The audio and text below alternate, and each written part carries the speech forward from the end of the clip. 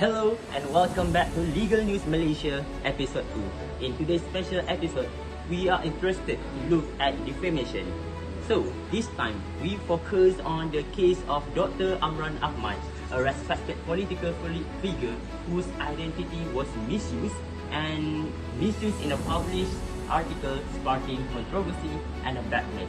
So, was this just a defamation or mistake or a clear case of defamation under Malaysian law? Let's go live to our field reporter, Mr. Adam, who has the full story. Thank you, Putra. So here's what we know.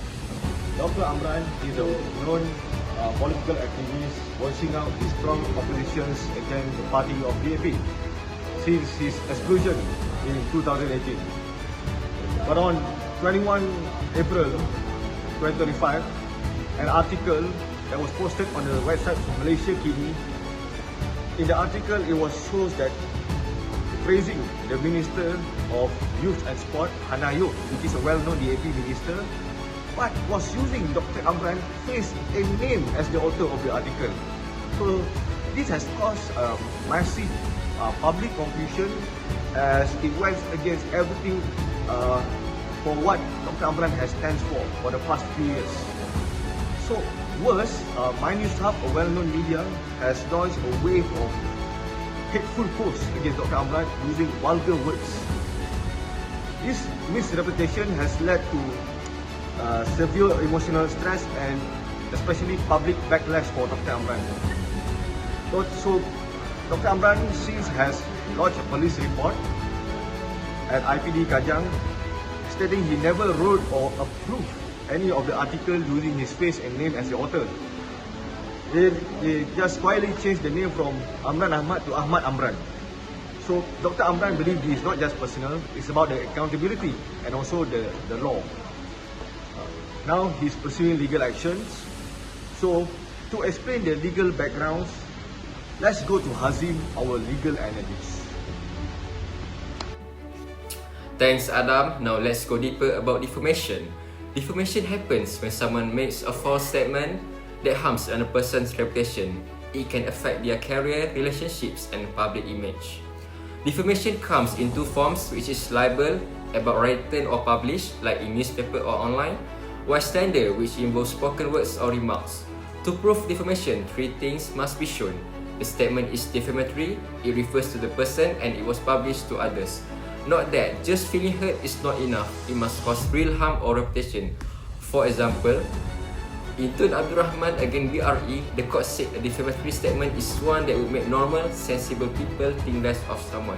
And in the Chong Jane case, even the Sarawak state government was allowed to sue for defamation under the Government Proceeding Act 1956. Both later cases like Lim Guan Eng against Roslan clarified that individual politicians must sue in a personal, not official capacity. In short, defamation law exists to protect people from false, damaging claims, while still respecting freedom of speech. Now, let's explore those elements more deeply with our legal analysts Putra and Adam. Okay. Thank you, Azim. So, to build a defamation case, three elements must be proven. First, the words must be defamatory. This means they lower a person's reputation, even if others know it is not true. It could stir hatred, ridicule, or avoidance. Courts use a two-step test. What would an average person understand from the statement, and would it harm someone's reputation? A good example is the Anwar Ibrahim against Wan Muhammad Azri case, where blog posts with sexual accusations were ruled defamatory. So, next, Okay. Mr. Adam. Seconds, the word must refer to the plaintiff. This doesn't need to be intentional. If people reasonably believe the words refer to someone, that's enough. In the case of New States against London Express, two men had the same name and one sued successfully. In the case of Haltons against Jones, a fictional name unintentionally matched a real person. Third, the statement must be published to a third party. Someone else must have heard or read it. In the case of S. Pakianathan against Jenny Ibrahim, the court stressed that telling only the victim does not count as publication. if no one else hears it, it's not defamation. Right? We will look at the defenses available. Mr. Amirul has more details. Thus, Mitra, let's go over the main defences to defamation under Malaysian law, a tool that allows someone accused of defamation to avoid legal liability. First, content. If the plaintiff agreed to the publication, it's complete defence, but the defendant must prove that consent was clearly given. Second, justification or third. If the statement is true, even if harm someone's reputation, there's no information. The defendant must prove the truth of the claim. Third, fair comment. This protects audience opinions on matter of public interest, but to succeed this, the comment must be based on fact, be fair, not malicious, and genuinely about public interest. If it is an accusation disguised as an opinion, like in Najib against Rafizi, the defense fails. Fourth, privilege. There's absolute privilege which applies to the court of parliamentary statement, and qualified privilege which protect honest report and discussion unless malice is proven. Now, how does all this apply to Dr. Amran case? Takif will explain. Mr. Takif. Thanks, Mr. Amirul. Let's look at how Dr. Amran's situation with Malaysiakini clearly fulfilled all the three elements of defamation in Malaysia tort law. Firstly, the statement defamatory. Yes, Malaysiakini published an article on 21 April 2025 praising DAP Minister YB Hanayu, but falsely used Dr. Amran's name and photo. Since Dr. Amran is publicly known for opposing the AP, this made people think he had changing his side. He was accused of being a hypocrite, betraying his principle, and causing serious harm to his reputation. Second, does the statement refer to him? Absolutely. The article directly used the name of Amran Ahmad and then even included his actual photo as a clear and unmistakable reference.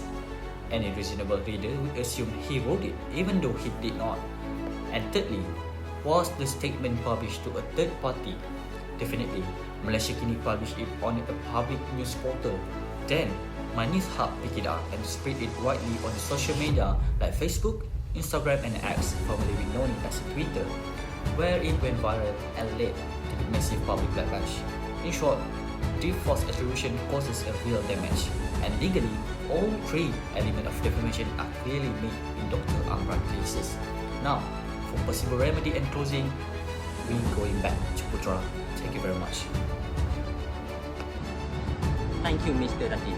So, if Dr. Amran succeeds in the case, the court may award several remedies. Under civil law, courts can award general damages to compensate for mental distress and maybe reported reputational harm. Second, aggravated damages. Next, injunctions, or maybe apologies or retractions from posting the published.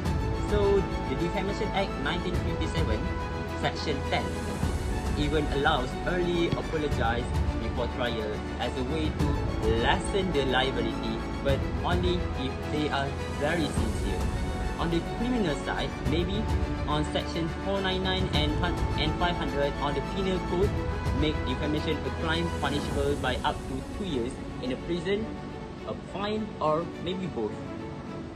And here, the key element is intent, and proof can be used as a defense if it severe the public good. So, ladies and gentlemen, in conclusion, this case reminds us that words are matter. Media platform must be careful and very accountable, and individuals have the right to protect